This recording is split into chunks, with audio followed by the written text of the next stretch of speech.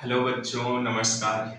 चलिए बच्चों, आज हम लोग हल करने वाले हैं क्वेश्चन नंबर आपका 2.36। ठीक है, जो क्लास 12th केमिस्ट्री का विलियन चैप्टर का एनसीईआरटी एक्सरसाइज है। ठीक है, क्वेश्चन बहुत अच्छा है। इस टाइप के प्रश्न पूछे भी जाते हैं परीक्षा में। आइए समझते हैं क्वेश्चन क्या कह रहा है। 100 ग्राम द्रव ए, ठीक है, देखिए 100 ग्राम द्रव ए है जिसका मोलर मास 140 ग्राम पर मोल इनवर्स 1 है, को 1000 ग्राम द्रव बी जिसका मोलर द्रव्यमान 180 ग्राम पर मोल इनवर्स 1 में घोला गया। ठीक है, शुद्ध द्रव बी का वाष्प दाब, यानी शुद्ध द्रव जो बी है, प्योर लिक्विड, उसका वेपर प्रेशर 500 टॉर पाया गया। शुद्ध द्रव ए का वाष्प दाब तथा विलयन में उसका वाष्प दाब परिकलित कीजिए यदि विलयन का कुल वाष्प दाब 475 यानी 475 टॉर है तो। ठीक है, अब देखिए यहाँ पे प्रश्न क्या कह रहा है। प्रश्न ये कह रहा है कि दो द्रव लिए गए हैं, एक तो द्रव ए है ये और दूसरा है द्रव बी। इन दोनों को मिला करके एक विलयन तैयार किया गया। ठीक है, ए प्लस बी को मिला करके एक विलयन तैयार किया गया। अब इसमें शुद्ध द्रव ए जो है, यानी इसका वेट कितना है, 100 ग्राम है। इसका मोलर मास कितना है, 140 ग्राम पर मोल इनवर्स 1 दिया गया है। दूसरा कह रहा है कि शुद्ध द्रव बी, यानी बी का जो मास है वो कितना दिया गया है बच्चों, 1000 ग्राम दिया गया है। और इसका मोलर मास, यानी द्रव बी का मोलर मास कितना है, 180 ग्राम मोल इनवर्स 1। ठीक है, में इन दोनों को मिलाया गया इसमें। तो कह रहा है कि शुद्ध द्रव बी का वाष्प दाब, यानी बी का जो शुद्ध द्रव का वाष्प दाब है, यानी पी नॉट डी कितना दिया गया है, 500 टॉर दिया गया है। ठीक है, और कह रहा है शुद्ध द्रव ए का वाष्प दाब, यानी इसका वाष्प दाब निकालना है हमको, पी नॉट ए निकालना है। और कह रहा है कि विलयन में उसका वाष्प दाब परिकलित कीजिए, और टोटल विलयन का जो वेपर प्रेशर होगा पीएस टोटल, इसका वेपर प्रेशर बताइए। ठीक है, यदि विलयन का कुल वाष्प दाब, यानी इस टोटल विलयन का जो है आपका वाष्प दाब दे दिया गया है, कितना दिया गया है आपके पास, 475 है ना, ये दिया गया है। विलयन का कुल वाष्प दाब इतना दे दिया गया है। ठीक है, तो अब हमें क्या करना है बच्चों, यहाँ पे पीबी का मान हमें निकालना है। यानी प्रश्न जैसे कहा वैसे हमने तो डायग्राम खींच लिया। अब आगे क्या करना है, देखिए, चूंकि हम जानते हैं कि पीए बराबर होता है क्या, P naught A into X से, और पीबी बराबर क्या होता है बच्चों, P naught B into X B. X से क्या है, मोल फ्रैक्शन है इनका, एक्स से और एक्स बी जो है मोल फ्रैक्शन है। यानी यदि किसी विलयन में दो घटक, ये द्विअंगी विलयन है एक तो, यानी द्विअंगी विलयन में ए के कितने मोल अंश हैं और बी के कितने मोल अंश हैं, इनकी गणना करते हैं। यानी पीए बराबर P naught A into X A, P B बराबर P naught B into X B. ठीक है, यानी टोटल प्रेशर क्या हो जाएगा, पी टोटल यानी पी एस टोटल आ जाएगा आपका क्या, P naught A X A plus P naught B X B. ठीक है, या पी टोटल बराबर हमारे पास हो जाता है क्या, T A plus T B.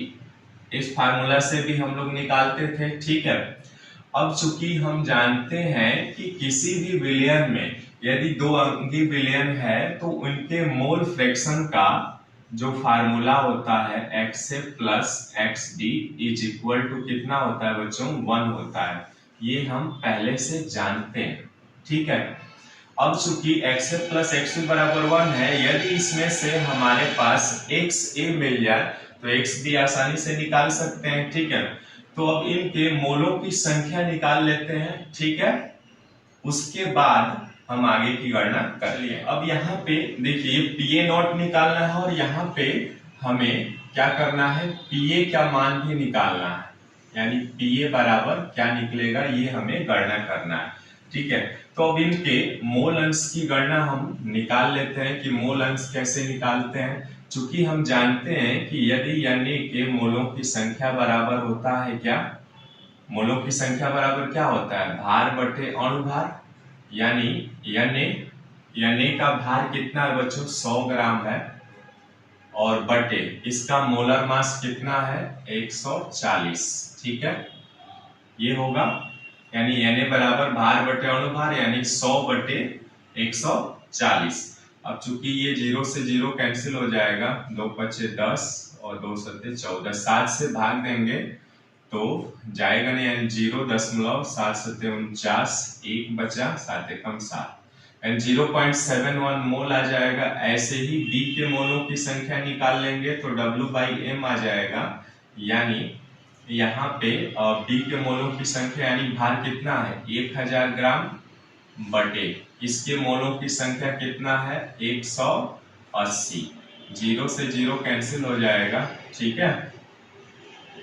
2 से काटिए तो 2 पचे 10, 0 और 2 9 18, ठीक है। 9 से भाग दीजिए तो ये आपका आएगा 5, 5 फिर से 5 बार में जाएगा, है ना, यानी 5.56 आ जाएगा, ठीक है। यानी और NB का मान निकल गया हमारे पास, ठीक है। तो हम जानते हैं क्या कि XA बराबर क्या होता है Na प्लस NB। इसका मतलब ये हुआ कि A के मोलों की संख्या बटे विलयन में उपस्थित कुल मोलों की संख्या है बराबर X से बराबर, यानी के मोलों की संख्या कितनी है 0.71 बटे 0.71 प्लस 5.56, यानी ये आ जाएगा आपके सामने 0.71 बाई, ये आप जोड़ लेंगे, है ना, 5.7 और 12 1, यानी ये 6 हो जाएगा, 6.27। इसमें भाग देंगे ना तो 0.114 आएगा।